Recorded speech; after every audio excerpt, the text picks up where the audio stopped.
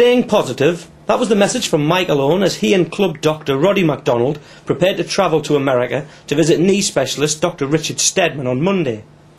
Newcastle United's record signing ruptured the anterior cruciate ligament in his right knee on England World Cup duty, and that means another long spell on the sidelines for a player who was only just getting back to full fitness after a lengthy absence with a fractured metatarsal at the start of 2006. Michael's been inundated with cards and messages of support from Newcastle United fans and fans of other clubs all over England. He himself says he's gutted he won't be available when the new season kicks off, but he knows he'll get the best possible care as he starts out on another long road to recovery.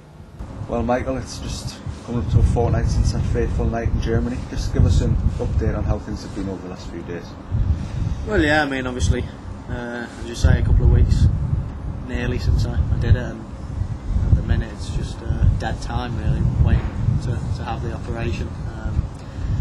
As soon as we get the operation out of the way, we'll be looking forward to a fixed date or a fixed sort of time to come back. And so the last few days, or last week or whatever, has just been trying to get the swelling down, trying to get the knee as healthy as possible so that we can then have it operated on. Yeah, going back to the second minute of that game against Sweden, just talk us through what happened.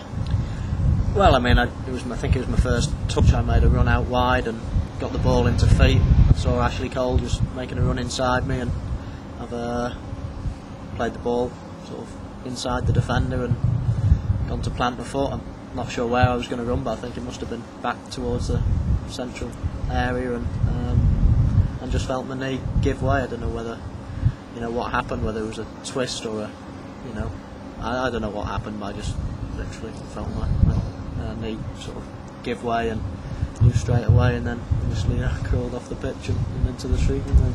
Must have wondered what you'd done to deserve a look like that, because you fought so hard last season to get fit from the metatarsal to finish the season with Newcastle, get out to the World Cup, and then for that to happen, it's just unbelievable. It is, yeah. I mean, there's plenty of players that are worse off than me. Obviously, they've had plenty more injuries than me.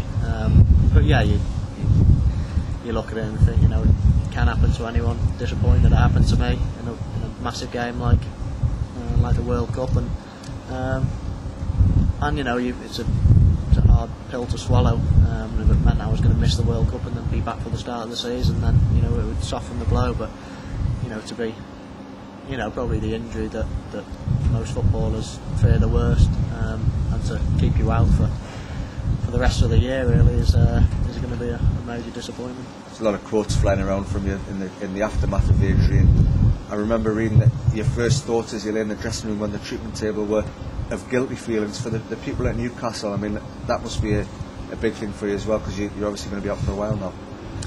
Well, it is. I'm that type of person really. I've my mum and dad, sort of sister and wife came down from the stand, and and they were sort of talking to me, and obviously you probably feel sorry for yourself for a few minutes, but I was straight on the phone and texting people, texting the manager here, the chairman obviously, and that's the way I feel. As soon as I got injured, I thought, well, World Cup is dead and buried, and the main people to suffer really is the Newcastle fans and the Newcastle Football Club, and that's just how I feel. Some people probably feel sorry for themselves, some people do other things, but I automatically feel responsible and feel like apologise. Everyone that you speak to says you shouldn't, but that's just the way I felt at the time. You're back at the club now. It's no place for the faint-hearted. The football dressing room, the sticks flying around already, isn't it?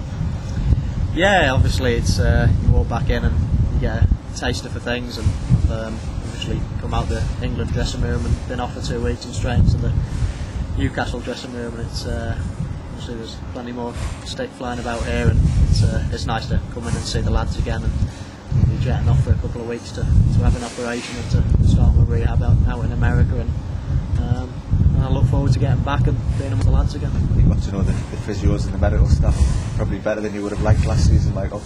You're going to be with them again, but you're in good hands. You've said that. Yeah, I've always said that coming back from my last injury was something happened during the rehabilitation, but in terms of physio, I have a new doctor now, and he comes with a great reputation, and I've obviously seen him a few times already, and no, I know I'm definitely in safe hands, and they're decent people to work with. And as much as you can never enjoy rehabilitation, you know, as I say, I'm in the best possible hands. And you'll be in the best hands next week when you go out to Colorado. Dr. Richard Steadman is the best in his field in the world. Well, that's right. I mean, we had a look, pros and cons for a lot of different surgeons. There's plenty of good surgeons here in England, and you know, we weighed up whether travelling all that way out to the other side of America and staying out there and flying back ever is worthwhile. But you know, he has so much experience. Obviously, Alan Shearer, for one, speaks very highly of him, and I've been inundated with players that have, you know, had knee injuries, and you know, and medical, you know, doctors, physios, even the surgeon that did my foot, you know, was ringing to see how I was, and you know, I spoke to everyone about it, and we come to the conclusion that we think that Richard Steadman's the best man for the job. How do you understand things will work when you get out to Colorado? What will your programme be, if you like? Well, we've had all our scans done over here, and basically we're thinking, and what the scans say, that it's a cruciate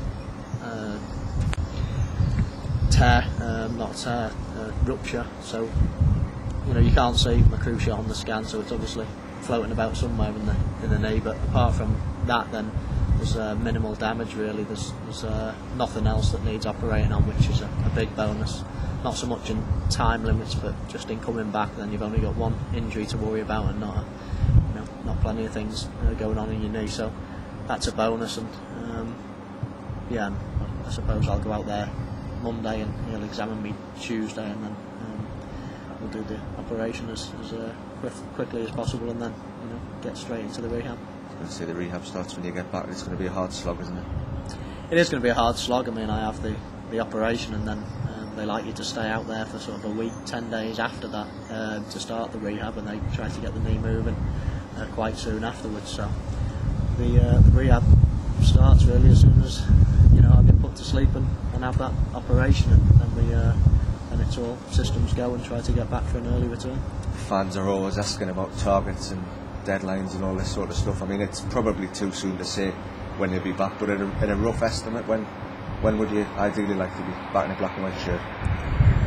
Well, obviously as soon as possible, and the operation needs to go according to plan first, so we'll get that out of the way first, and hopefully that goes fine, and then we're just praying for a smooth rehab, and if everything goes well, then I'd like to think I'll be playing as soon as possible in the new year, really.